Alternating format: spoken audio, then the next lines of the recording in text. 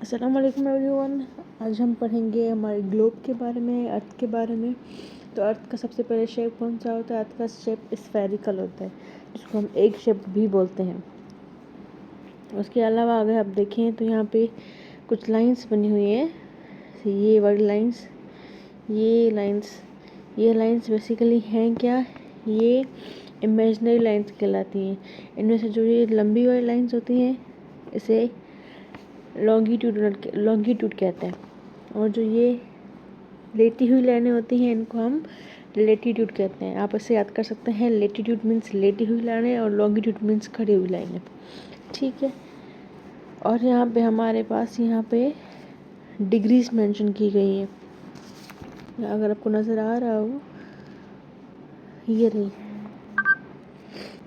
ये डिग्रीज क्यों मेंशन की जाती है? डिग्रीज बेसिकली लोकेशन के लिए मेंशन की जाती है कि अगर हम पाकिस्तान की लोकेशन मेंशन कर रहे हैं तो पाकिस्तान इस डिग्री पे, इस लॉन्गिट्यूड और इस लैटिट्यूड पे मौजूद होता है। और अगर हम किसी और कंट्री की बात करें तो ये डिग्रीज बेसिकली हमें लोकेशन बताने के काम आती हैं।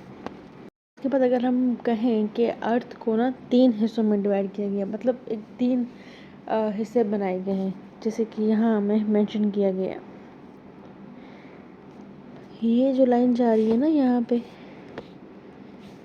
ये वाली लाइन ये कहलाती है ट्रॉपिक ऑफ कैंसर, और ये जो नीचे वाली लाइन है ये कहलाती है ट्रॉपिक ऑफ कैप्रिकॉर्न, और जो इसका बिल्कुल बीच में है ये होता है इक्वेटर। इक्वेटर बेसिकली होता है हमारा 0 डिग्री पे। इक्वेटर हमारा है 0 डिग्री पे, और ट्रॉपिक ऑफ कैंसर हमारा है 20 पे, और ट्रॉपिक ऑफ कैप्रिकॉर्न हमारा है 20 डिग्री पे। अब इसका मकसद क्या है? जो ट्रॉपिक ऑफ कैंसर वाली लाइन से ऊपर जितना भी मैप है ना, वो सारा ट्रॉपिक ऑफ कैंसर कहलाता है। ठीक है। और वो सारा नॉर्थ साइड है। और ट्रॉपिक ऑफ साउथ के नीचे जो सारा है ना, वो कहलाता है ट्रॉपिक ऑफ कैप्रिकॉर्न, और वो साउथ पोल है। और जो बीच में है ना इक्वेटर, अब बेसिकली ये एक अर्थ को डिवाइड किया गया है ऊपर वाले हिस्से में और नीचे वाले हिस्से में। साउथ पोल, ऊपर वाले हिस्से को हम क्या बोलते हैं? नॉर्थ पोल, और नीचे वाले हिस्से को हम बोलते हैं साउथ पोल। तो अगर हम ये देखें तो ये जो जगह है ना, इसको नॉर्थ बोलते हैं, इनको साउथ बोलते हैं। ठीक है।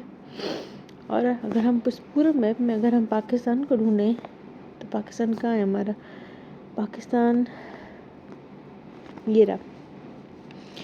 अगर हम पाकिस्तान की लोकेशन ढूंढना चाहें तो पाकिस्तान इन लैटिट्यूड के बीच में है ना। ये 2 लैटिट्यूड जो है, ये वाला और ये वाला, इनके बीच में, और इन दोनों लॉन्गिट्यूड के बीच में, इन दोनों लैटिट्यूड और इन दोनों लॉन्गिट्यूड के बीच में। ठीक है। सो पाकिस्तान की डिग्री अगर हम देखें तो पाकिस्तान है 60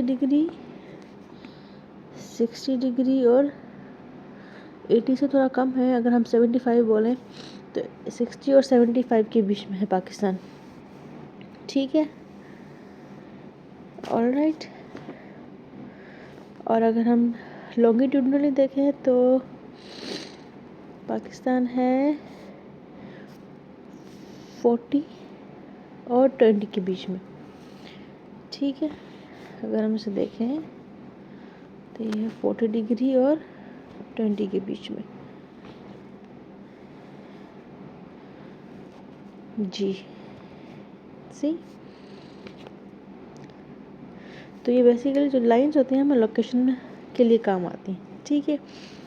उसके अलावा जो हमारा, हम बोलते हैं ना कि हम पाकिस्तान में नॉर्दर्न एरियाज़ में जा रहे हैं। क्यों? क्योंकि नॉर्दर्न एरियाज ऊपर की साइड होते हैं, मतलब पाकिस्तान में ही, लेकिन ऊपर की साइड होते हैं, इसलिए उनको नॉर्थ साइड बोलते हैं। अगर हम साउथर्न साइड बोलें तो वो नीचे वाली साइड हो जाएगी। ठीक है।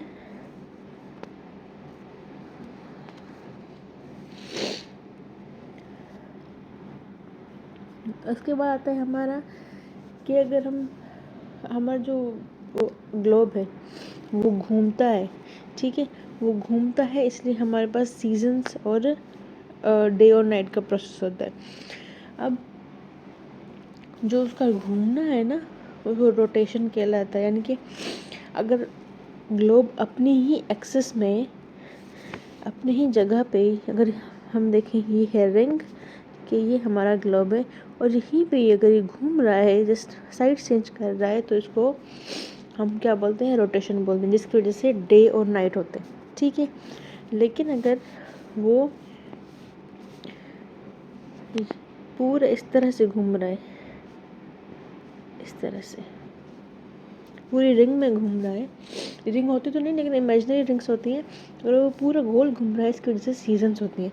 तो इसकी वजह से होता है डे एंड नाइट, और इसकी वजह से होती हैं सीजन्स। तो रोटेशन की वजह से हम बोले डे एंड नाइट होता है, और रिवॉल्यूशन की वजह से होता है सीजन्स। ठीक है,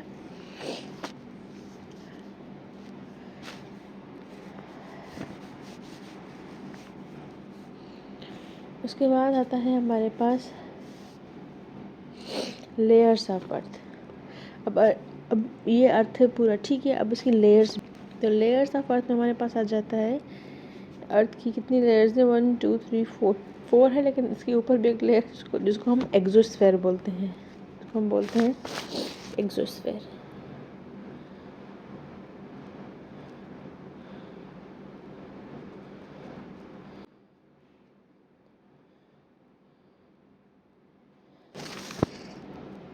ठीक है, तो जो सबसे पहली हमारी लेयर होती है ट्रोपोस्फेयर। ट्रोपोस्फेयर में हम बेसिकली वो जगह है जहाँ हम इजीली ब्रीथ कर सकते हैं, जहाँ पे बलून्स वगैरह होते हैं, मतलब 0 से लेकर 10 किलोमीटर तक होती है हमारी ट्रोपोस्फेयर।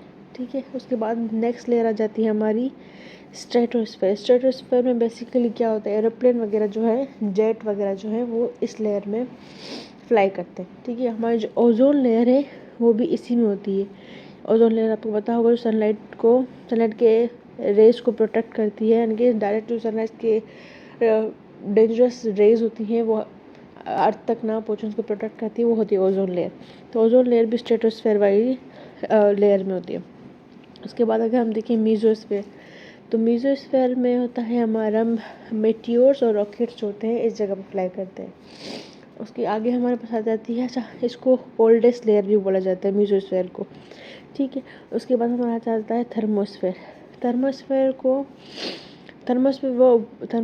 वो लेयर है जिसमें जिसमें कारमान लाइंस होती थी, जिसको नॉर्दर्न लाइंस भी बोला जाता है। इसमें डिफरेंट कलर्स की ना लाइट्स अपीयर होती हैं, तो उसको कारमान लाइन कहा जाता है, और ये थर्मोस्फेयर वाली लेयर से आ जाती है। ठीक है, और इसमें स्पेस स्टेशंस भी यहाँ पे फ्लाई करती है। उसके बाद जो एक्सोस्फेयर वाली लाइन है, जो ऊपर की लेयर है, इसमें क्या होता है, इसमें सैटेलाइट्स होती हैं, कि सैटेलाइट्स जो हम भेजते हैं यहाँ से, तो वो एक्सोस्फेयर वाली लेयर में होती है। ठीक है, ये था हमारे अर्थ की लेयर्स के बारे में। मिलते हैं नेक्स्ट वीडियो में। थैंक यू, अल्लाह हाफ़िज़।